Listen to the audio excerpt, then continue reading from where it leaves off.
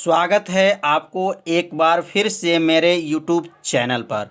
तो आज क्लास 12 के रसायन विज्ञान चैप्टर का नाम है रसायनी बलगतिकी में आज हम लोग पढ़ेंगे आणविकता के आधार पर अभिक्रिया के प्रकार। तो आणविकता के आधार पर अभिक्रिया कितने प्रकार के होते हैं तो आज की वीडियो में बताया जाएगा। तो याद रखिए 7 बजे शाम को यह लाइव क्लास चलता है प्रतिदिन। तो आप सभी विद्यार्थी ये 7 बजे लाइव क्लास से जुड़िए और प्रतिदिन मेरे वीडियो को देखिए और एक अच्छे से नोट्स को बनाते चलिए। तो अब यहाँ पे लिख लेंगे कि आणविकता के आधार पर अभिक्रिया जो हैं 3 प्रकार के होते हैं। पहला का नाम है एका अणुक अभिक्रिया और दूसरा नाम है द्विअणुक अभिक्रिया और तीसरा नाम है त्रिक अणु अभिक्रिया। इसके पिछले भाग में हम लोग पढ़े थे कि वेग के आधार पर रासायनिक अभिक्रिया के प्रकार। तो वेग के आधार पर अगर रासायनिक अभिक्रिया के प्रकार नहीं जानते हैं तो आप प्लेलिस्ट में जाकर के उस वीडियो को देख लीजिए और एक अच्छे से नोट्स को बना लीजिए। तो अब एका अणुक अभिक्रिया क्या है, अब इसके बारे में समझेंगे। तो अब यहाँ पे नोट करेंगे कि एका अणुक अभिक्रिया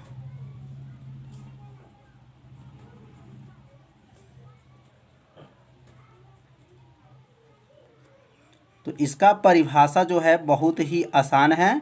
बस थोड़ा सा अगर ध्यान देंगे तो परिभाषा आप लोग को क्या होगा समझ में आ जाएगा। तो अगर एकाणुक अभिक्रिया का परिभाषा आपको याद हो गया तो समझिए द्विअणुक जो अभिक्रिया का भी परिभाषा आपको क्या हो जाएगा याद हो जाएगा। तो इसका उत्तर जो है आप लोग अपने कॉपी में जो है नोट करते चलिए। तो यहाँ नोट करेंगे यदि किसी रासायनिक अभिक्रिया में किसी रासायनिक अभिक्रिया में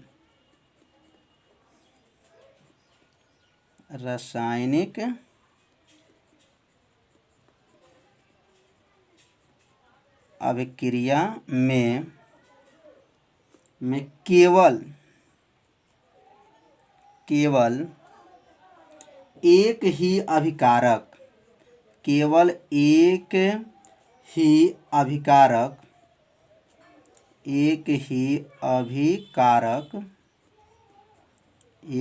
अभिकारक अणु भाग लेते हैं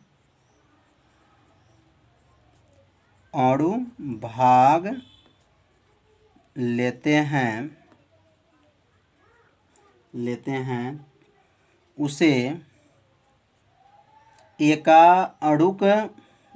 एकाणुक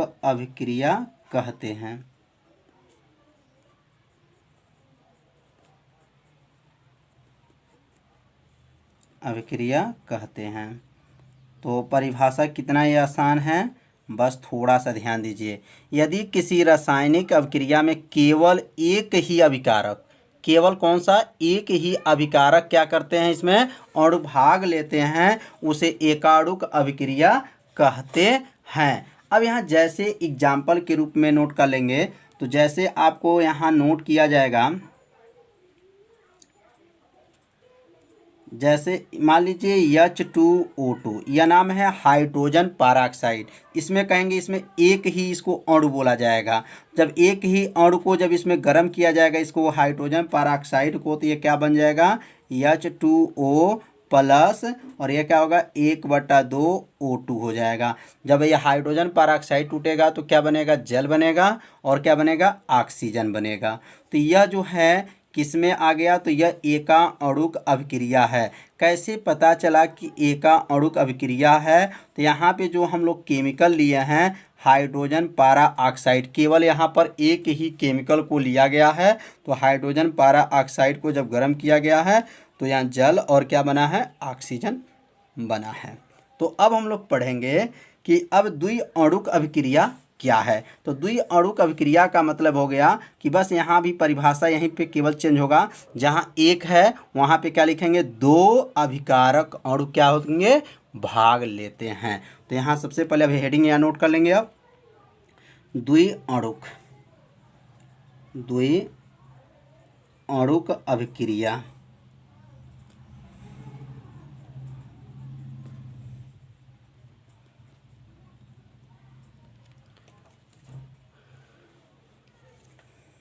अब इसका उत्तर होगा, इसका उत्तर तो आप लोग चाहे लिख भी सकते हैं, बना सकते हैं इसका उत्तर, बस थोड़ा सा आपको ध्यान देना है, उत्तर आपका बन जाएगा। तो अब यहाँ नोट कर लेंगे, यदि किसी रासायनिक अभिक्रिया में, किसी रासायनिक अभिक्रिया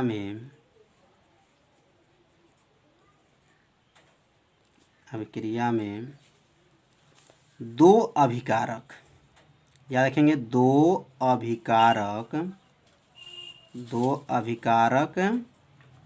अणु भाग लेते हैं, दो अभिकारक अणु भाग लेते हैं, उसे द्विअणुक अभिक्रिया कहते हैं, द्विअणुक अभिक्रिया कहते हैं। तो कितना आसान यह भी परिभाषा है, बस थोड़ा सा ध्यान देना है। तो यह पहला जो एका अणुक मतलब होगा एक अणु जो इसमें अभिकारक भाग लेगा, और द्विअणुक अभिक्रिया में क्या होगा, इसमें दो जो है अभिकारक अणु भाग लेते हैं, उसे क्या कहेंगे, द्विअणुक अभिक्रिया कहते हैं। तो अब यहाँ एग्जाम्पल के रूप में अब यहाँ पर भी लिख लेंगे कि यहाँ एग्जाम्पल होगा, जैसे यहाँ हाइड्रोजन आयोडाइड, जैसे यहाँ यहाँ 2HI, इसको बोलेंगे हाइड्रोजन आयोडाइड। जब हाइड्रोजन आयोडाइड को जब गर्म किया जाएगा तो यह बन जाएगा हाइड्रोजन बन जाएगा और प्लस आयोडीन बन जाएगा।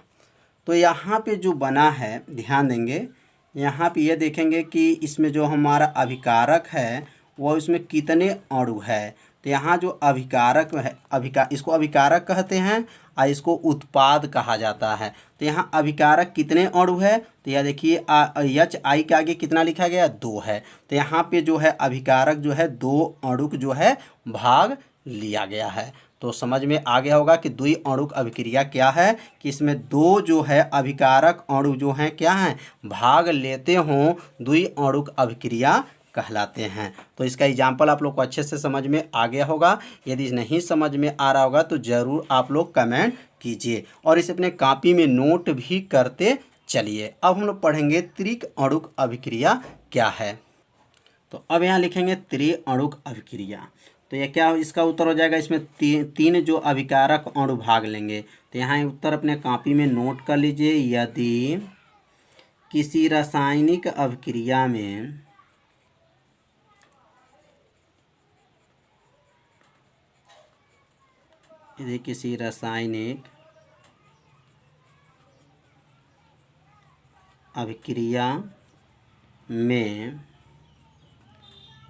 तीन अभिकारक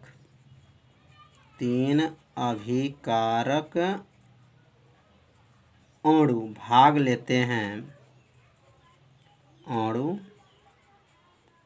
भाग लेते हैं, उसे त्रिअणुक अभिक्रिया कहते हैं। उसे क्या कहेंगे, त्रिअणुक अभिक्रिया कहते हैं। तो परिभाषा जो है ये भी क्या है, आसान है।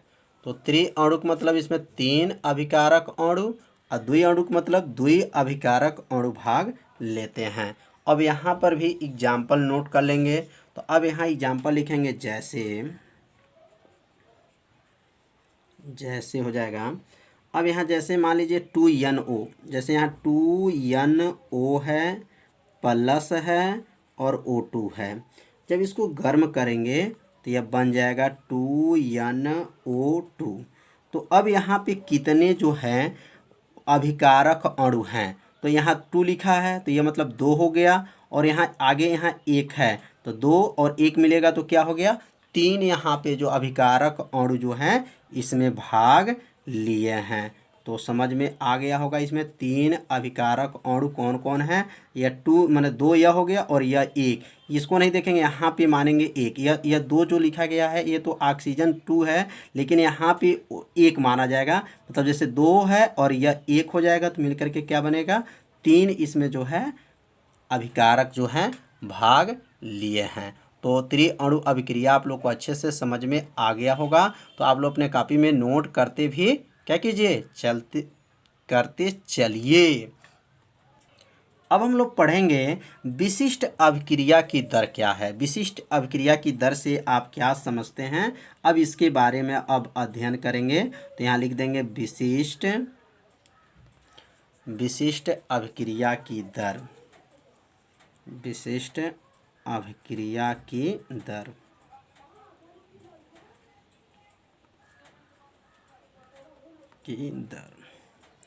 तो विशिष्ट अभिक्रिया की दर क्या है, तो थोड़ा सा ध्यान देंगे आप लोग को, ये भी आप लोग क्या होगा, विशिष्ट अभिक्रिया की दर समझ में आ जाएगा। तो अब यहाँ पे लिखेंगे द्रव्यानुपाती क्रिया के अनुसार, क्रिया के नियमानुसार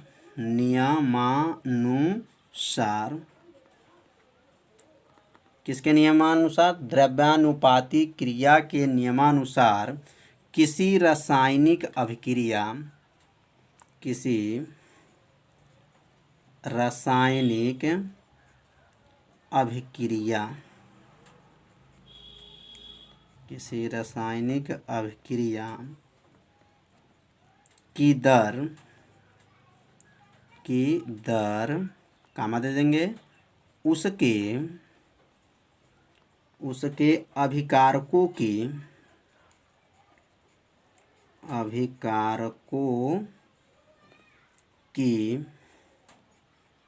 सक्रिय मात्रा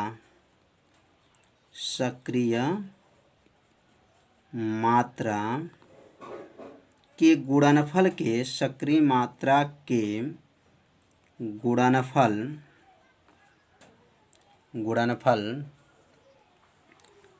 के समानुपाती होता है,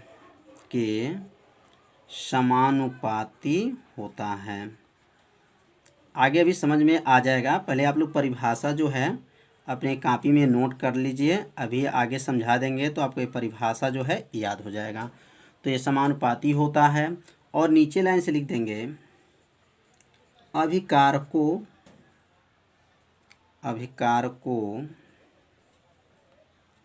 के गुणांक, अभिकारकों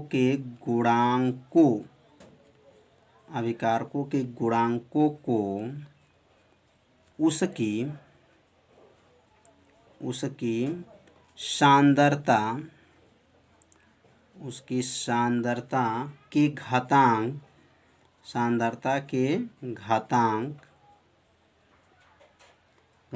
के रूप में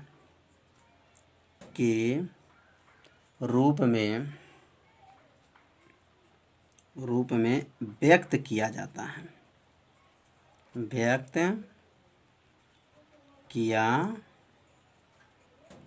है। तो अब समझ में आ जाएगा।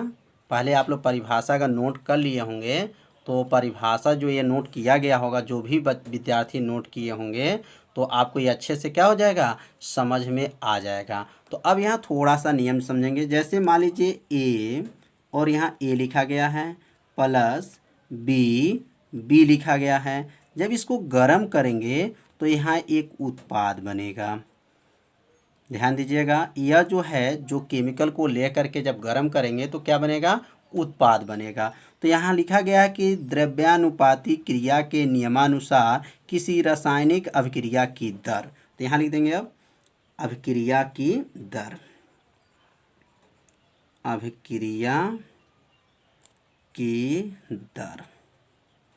अभिक्रिया की दर नोट हो गया। अभिक्रिया की दर क्या लिखा गया है, इसके बाद उसके अभिकारकों के, तो अभिकारक कौन कौन है, ए है और कौन है, बी है। तो अभिकारक क्या हो जाएगा, ए, अभिकारक ए हो गया और अभिकारक जो है क्या हो गया, बी। तो अभिकारक क्या हो गया, ए और बी सक्रिय मात्रा, सक्रिय मतलब ये कोष्टक में लिखा जाता है तो इसको सक्रिय बोला जाता है। याद रखिए कोष्टक में लिखेंगे तो क्या बोलेंगे, सक्रिय मात्रा के गुणनफल, इसके बीच में गुणा है, गुणनफल के क्या होता है, समानुपाती होता है।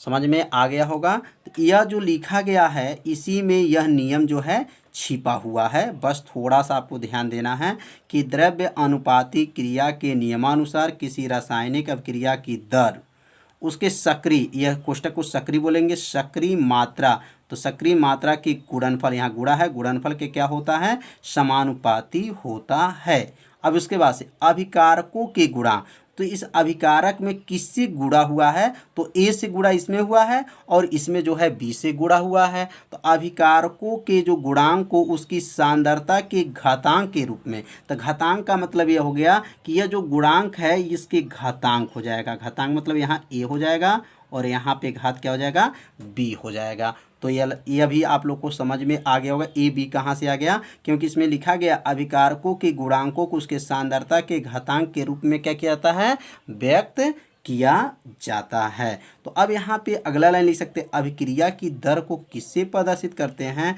तो अभिक्रिया की दर को आर से प्रदर्शित करते हैं। तो यहाँ लिख सकते हैं आर समानुपाती, आर हो जाएगा यह समानुपाती कोष्टक में ए और यहाँ लिखेंगे कोष्टक में बी, पावर क्या है, तो यहाँ पावर जो दिया गया है ए है और पावर क्या है, बी है। तो यहाँ लिख देंगे पावर जो है यहाँ पर ए और यह पावर हो गया बी। तो समझ में आ गया होगा कि अभिक्रिया, विशिष्ट अभिक्रिया की दर क्या है, तो कैसे अभिक्रिया की दर की गणना करते हैं, तो इसे अपने कॉपी में क्या कीजिए, नोट कर लीजिए। यह जो लिखा गया है इसी नियम से या ऊपर जो इसकी परिभाषा को बनाया गया है। तो अब यहाँ पे आप लोग नोट कर लीजिए अपने कॉपी में कि अभिक्रिया का वेग, अभिक्रिया का वेग क्या होता है यह बताया जा चुका है। यदि आप नहीं जानते हैं तो एक बार और परिभाषा को आपको रिवीजन कर लीजिए, जहाँ दिक्कत हो वहाँ पे तुरंत आप लोग कमेंट जरूर कीजिए। तो यहाँ पे इसका परिभाषा होगा कि एकांक समय में अभिकारक और उत्पाद के सांद्रता में होने वाले परिवर्तन को अभिक्रिया का वेग कहते हैं। तो यहाँ पर आप अपने कॉपी में नोट करते चलिए। तो यहाँ लिखेंगे एकांक समय में, एकांक समय में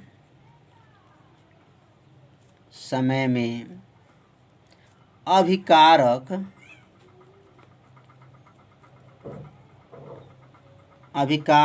और उत्पाद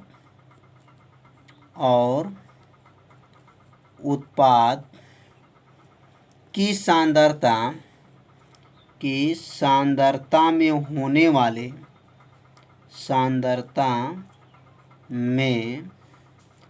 होने वाले परिवर्तन को लिख सकते हैं, होने वाला परिवर्तन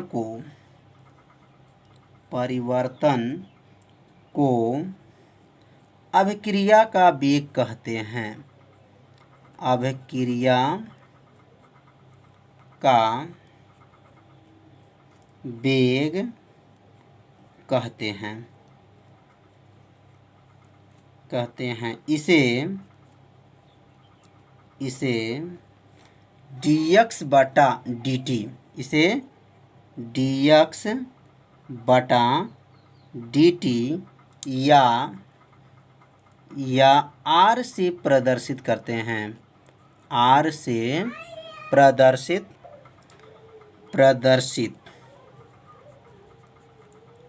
प्रदर्शित करते हैं। तो अब अभिक्रिया का वेग का सूत्र क्या होता है, तो यहाँ नोट कर लेंगे कि अभिक्रिया का वेग जो है, अभिक्रिया का वेग, तो अभिक्रिया का वेग का सूत्र क्या होता है, तो dx बटा क्या है, dt है। तो इसी सूत्र से यह परिभाषा को लिखा गया है, क्योंकि यह बटा में क्या है, टी है। तो जब बटा में टी है तो इसको एकांक पढ़ा जाता है। एकांक समय में अभिकारक और उत्पाद के सांद्रता में होने वाले परिवर्तन को क्या कहते हैं, अभिक्रिया का वेग कहते हैं। तो इसी सूत्र से यह परिभाषा ऊपर जो है बनाया गया है। तो आप परिभाषा को एक बार दो बार पढ़ लेंगे तो परिभाषा को क्या होगा, याद हो जाएगा। तो अब यहाँ पे जो है अभिक्रिया का वेग कैसे ज्ञात करते हैं, अब इसके बारे में समझेंगे। अब यहाँ पे एक जो है एग्जाम्पल लेंगे। जैसे यहाँ पे लिखा गया है ए और यहाँ लिखा गया ए, तो ए है, प्लस जो है बी है, एरो कर लेंगे और ये बनेगा सी, और यहाँ लिखेंगे सी प्लस डी और यहाँ लिखेंगे डी। तो इसे अभिकारक कहते हैं और इसको जो है उत्पाद कहते हैं। तो यह अभिकारक के जो है अभिक्रिया का वेग क्या बनेगा और उत्पाद के जो अभिक्रिया का वेग क्या बनेगा। तो एक चीज़ यहाँ पे आपको ध्यान रखना है कि जो अभिकारक का जो अभिक्रिया का वेग होता है वह ऋणात्मक होता है और उत्पाद का जो अभिक्रिया का वेग होता है वह धनात्मक होता है। तो यहाँ पे कैसे लिखेंगे, तो यहाँ नोट कर लेंगे अभिक्रिया का वेग। तो अभिक्रिया का वेग कैसे बनाया जाएगा आपको सीखना है, कैसे बनाया जाता है। तो अभिक्रिया का वेग, तो अभिक्रिया का वेग कैसे बनेगा, तो यहाँ पे जो है अब यह जो है अभिकारक है और यह क्या है, उत्पाद है। तो यहाँ पे जो लिखेंगे माइनस, क्या लिखेंगे, बराबर कर लेंगे और यहाँ लिखेंगे माइनस एक बटा कर लेंगे और यहाँ जो है यहाँ ए जो लिखा गया है तो यहाँ पे इसको जो है ए लिख लेंगे और यहाँ पे लिखेंगे डी और कोष्टक में लिखेंगे यहाँ पर ए बटा क्या हो जाएगा, डी टी। कैसे यह बना है एक बार और समझेंगे। यह जो ए है, जो यहाँ जो संख्या ए दिखा रहा है, तो यहाँ माइनस एक बट्टा ए लिख देंगे और यहाँ डी ए बटा क्या बनेगा, डी टी। अब इसी प्रकार इसको जो बनाएंगे तो क्या बनेगा, बराबर कर लेंगे और यहाँ लिखेंगे माइनस एक बटा और यह बन जाएगा क्या, बी बन जाएगा और यहाँ कोष्टक में लिख करके यहाँ लिखेंगे डी, कोष्टक में क्या रहेगा बी, डी बी बटा क्या हो जाएगा, डी टी हो जाएगा। तो यह क्यों माइनस हुआ है, क्योंकि जो है यह अभिकारक है और अभिकारक जो है जो ऋणात्मक होते हैं और उत्पाद जो होते हैं वह धनात्मक होते हैं। अब इसके लिए जब बनाएंगे तो यहाँ लिखेंगे बराबर कर लेंगे और यहाँ लिखेंगे प्लस और एक बटा लिखेंगे सी, क्या लिखेंगे सी और यहाँ लिखेंगे डी सी बटा क्या हो जाएगा, डी टी हो जाएगा। अब बराबर कर लेंगे, फिर हम पुनः बराबर करके और इसके लिए जब लिखेंगे तो क्या बनेगा, प्लस एक बटा डी और यहाँ लिखेंगे डी और यहाँ पे क्या होगा, बड़ा आपका जो होगा डी हो जाएगा बड़ा, अब बटा आपका क्या हो जाएगा, डी टी हो जाएगा। यहाँ पर एक जो है छोटा और बड़ा, थोड़ा ध्यान दीजिएगा छोटा बड़ा पे। तो यह जो है डी जो है छोटा रहेगा और यहाँ पे क्या रहेगा, बड़ा रहेगा, क्योंकि इसके लिए जब बनाएंगे तो डी यहाँ प्लस क्यों लिखेंगे, क्योंकि यह जो है उत्पाद है तो उत्पाद क्या होगा, प्लस होगा और जो अभिकारक होगा वह क्या होगा, माइनस होगा, ऋणात्मक होगा। तो इसे जो है इसके बराबर आप लोग कर लीजिएगा, यहाँ जगह न होने की वजह से हम नीचे लिख दिए हैं। तो आपको ये कैसा लगा अभिक्रिया का वेग, क्या समझ में आपको आ रहा है कि नहीं आ रहा, आप लोग ज़रूर कमेंट कीजिए। तो अब अगला हम लोग समझेंगे, अगर यहाँ पे इसका अभिक्रिया का वेग बनाना हो, जैसे लिखा गया है यम1 और यम1 है और यहाँ जो है ए है और प्लस लिख लेंगे यहाँ पर प्लस और यहाँ जो है यम2 है और यहाँ जो है बी है, एरो है और यहाँ जो बना है यन1 है, सी है, प्लस है, यन2 है और यहाँ जो है डी है। तो यह जो है अभिकारक है और यह जो है उत्पाद है। तो यहाँ पे कैसे बनेगा अभिक्रिया का वेग, तो यहाँ पे पहले नोट करेंगे अभिक्रिया का वेग। तो अभिक्रिया का वेग यहाँ नोट करने के बाद कैसे इसको बनाया जाएगा, तो अभिक्रिया का वेग बराबर कर देंगे। अब यहाँ बराबर करने के बाद से यह जो यम1 देख रहे हैं तो क्या बनेगा, यह माइनस एक बटा यम1 हो जाएगा। क्यों माइनस होगा, क्योंकि यह अभिकारक है और यहाँ लिखेंगे डी और यहाँ लिखेंगे कोष्टक में ए बटा क्या हो जाएगा, डी टी हो जाएगा। बराबर कर लेंगे, माइनस होगा एक बटा क्या बनेगा, यम2, अब यम2 हो जाएगा और यहाँ डी बी हो जाएगा, डी बी बटा क्या होगा, डी टी हो जाएगा। तो समझ में आ रहा होगा। और यहाँ लिखेंगे प्लस, अब ये प्लस बन जाएगा तो एक बटा क्या बनेगा, यन वन, एक बटा क्या हो जाएगा, यन वन बट यन वन, इसके बाद से डी कोष्टक में सी बटा क्या हो जाएगा, डी टी हो जाएगा, बराबर हो गया, प्लस होगा एक बटा यन टू होगा डी, और यहाँ पर डी बटा क्या हो जाएगा, डी टी हो जाएगा। तो बनाना आप लोग सीख लीजिए, जहाँ दिक्कत है वहाँ पे ज़रूर क्या कीजिए, कमेंट कीजिए। तो इसे अपने कॉपी में क्या कीजिए, नोट कर लीजिए। तो ऐसे जो है अन्य भी अभिक्रिया का जो है अभिक्रिया का वेग को ज्ञात कर सकते हैं। तो अब हम लोग पढ़ेंगे अभिक्रिया के वेग को प्रभावित करने वाले कारक कौन कौन से होते हैं। तो अब यहाँ नीचे नोट कर लीजिए, अभिक्रिया के वेग को प्रभावित करने वाले कारक। तो अभिक्रिया के वेग को प्रभावित करने वाले कारक कितने होते हैं, तो यहाँ नोट कर लेंगे, अभिक्रिया के वेग को प्रभावित करने वाले कारक निम्न हैं। अभिक्रिया के वेग को प्रभावित करने वाले कारक, प्रभावित करने वाले कारक निम्न हैं।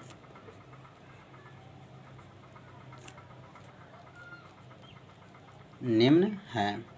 तो पहला क्या है, तो अभिकारक की सांद्रता, पहला लिखेंगे अब यहाँ पर अभिकारक की सांद्रता है। तो पहला जो नोट कर सकते हैं यहाँ पर, पहला अभिकारक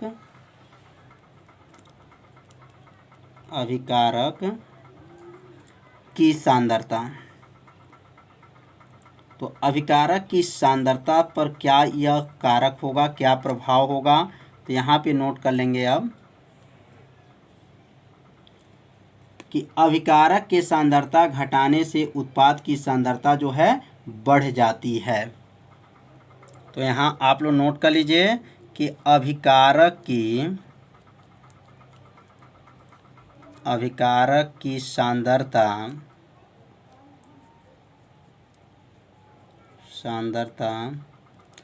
बढ़ाने से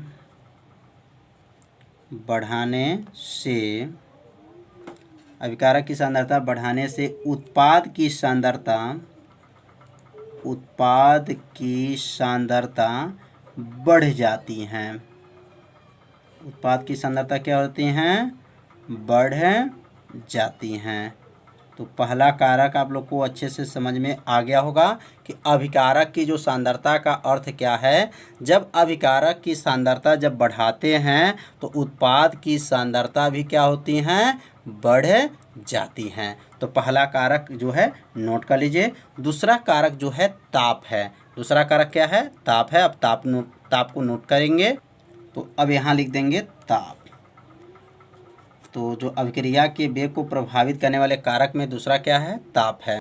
तो ताप से क्या होगा यहाँ पर, तो यहाँ पे लिख देंगे, ताप के आगे लिखेंगे किसी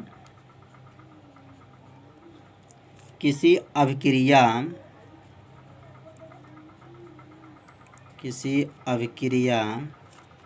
के ताप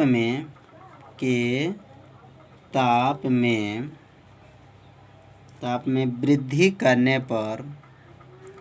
वृद्धि करने से उनके अणुओं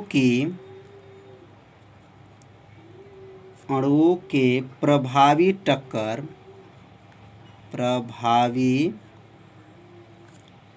की संख्या,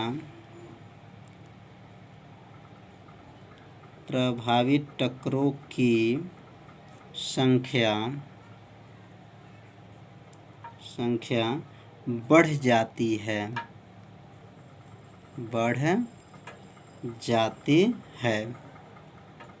जिसके कारण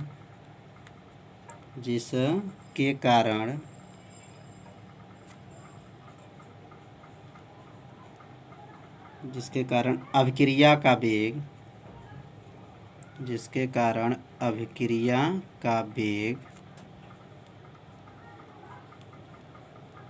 क्रिया का वेग बढ़ जाता है,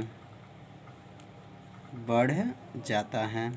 तो ताप से क्या होगा, तो किसी अभिक्रिया के ताप में वृद्धि करने से, मतलब किसी अभिक्रिया को जो ताप में अगर वृद्धि कर दें तो उनके अणुओं के जो प्रभावित टकरों की संख्या क्या हो जाती है, बढ़ जाती है, जिसके कारण अभिक्रिया का वेग भी बढ़ जाता है। तो इसे अपने कॉपी में नोट कर लीजिए, इसे 2 बार पढ़ लेंगे तो आप लोग को क्या हो जाएगा, याद हो जाएगा। तो अब तीसरा जो कारण क्या है, इसका अभिक्रिया प्रभावित करने वाले कारक क्या है, तो उत्प्रेरक है।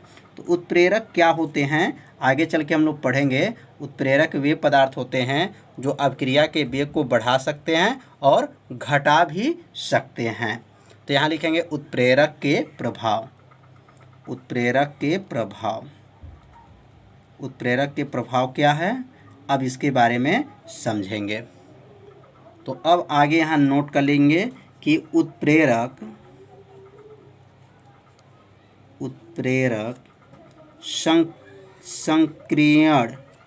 संक्रियण ऊर्जा, आगे चल के हम लोग पढ़ेंगे, अभी अगले वीडियो में इसके बारे में जानकारी आपको हो जाएगा कि संक्रियण ऊर्जा के मान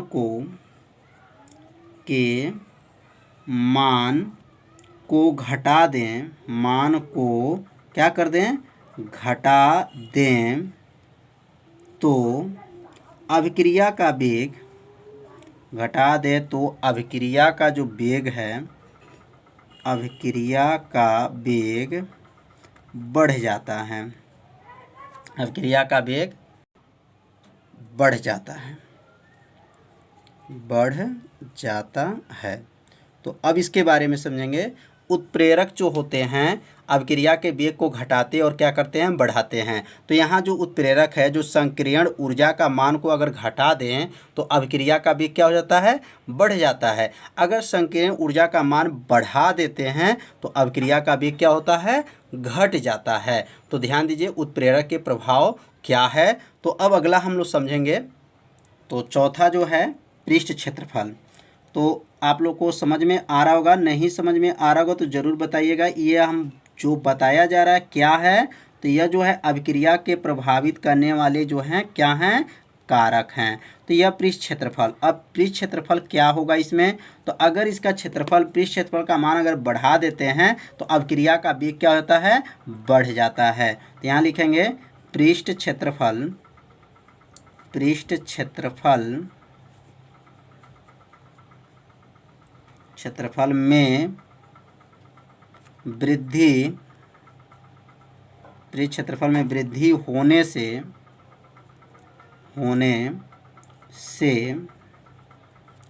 अभिक्रिया का वेग बढ़ जाता है, होने से अभिक्रिया का वेग बढ़ जाता है, बढ़ जाता है। तो ये भी कितना आसान है। तो पृष्ठ क्षेत्रफल, जब पृष्ठ क्षेत्रफल का अगर वृद्धि कर दें तो अभिक्रिया का वेग बढ़ जाता है। अगर पृष्ठ क्षेत्रफल का कम कर दें, पृष्ठीय क्षेत्रफल जो है अगर कम हो जाए तो अभिक्रिया का वेग भी क्या हो जाएगा, कम हो जाता है। तो 4 जो है इसका जो कारक आप लोग को अच्छे से समझ में आ गया होगा। तो 5वां जो कारक है प्रकाश का प्रभाव, क्या है, प्रकाश का प्रभाव। तो प्रकाश का प्रभाव क्या है, अब इसके बारे में समझेंगे। तो इसे आप लोग कॉपी में अपने क्या कीजिए, नोट करते भी चलिए, जिससे एक नोट्स भी आप लोग को क्या हो जाएगा, बन जाएगा। तो प्रकाश का प्रभाव क्या है, तो प्रकाश की उपस्थिति में ताप में वृद्धि होती है, जिसके कारण टकरों की संख्या बढ़ जाती है और अभिक्रिया का वेग भी बढ़ जाता है। तो यहाँ पे नोट कर लीजिए कि प्रकाश की उपस्थिति में, प्रकाश की उपस्थिति में, प्रकाश के उपस्थिति में ताप में वृद्धि, ताप में क्या होती है, वृद्धि, ताप में वृद्धि होती हैं। तो प्रकाश अगर होगा तो प्रकाश के द्वारा क्या होगा, ताप में क्या हो जाएगी, वृद्धि होती हैं, जिसके कारण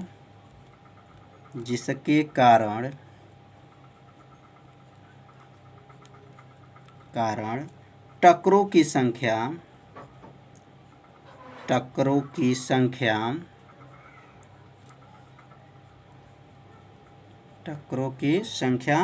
क्या हो जाती हैं? बढ़ जाती हैं और अभिक्रिया का